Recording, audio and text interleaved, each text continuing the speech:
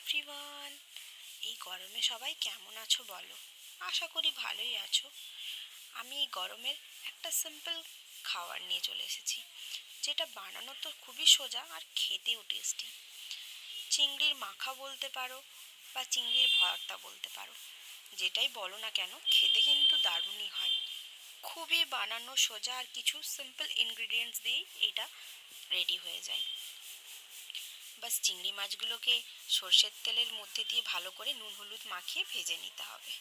তারপর ওটাকে কড়া থেকে তুলে এর মধ্যে কিছু কাঁচা পেঁয়াজ আর কাঁচা সর্ষের তেল, আমি কিন্তু এখানে ভাজা সর্ষের তেল ইউজ করছি না, আর কাঁচা লঙ্কা দিয়ে ভালো মতো করে এটাকে মেখে নিয়ে জাস্ট ভাতের সাথে জমে যায়। তাই এই গরমে এরকম ভর্তা বানান, আর মনকেও খুশি রাখুন আর পেটের জন্যও ভালো।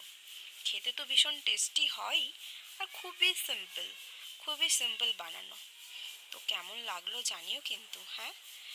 আর আমার যদি ভিডিও ভালো লাগে প্লিজ আমাকে সাবস্ক্রাইব করে নিও আর লাইক দিয়ে দিও।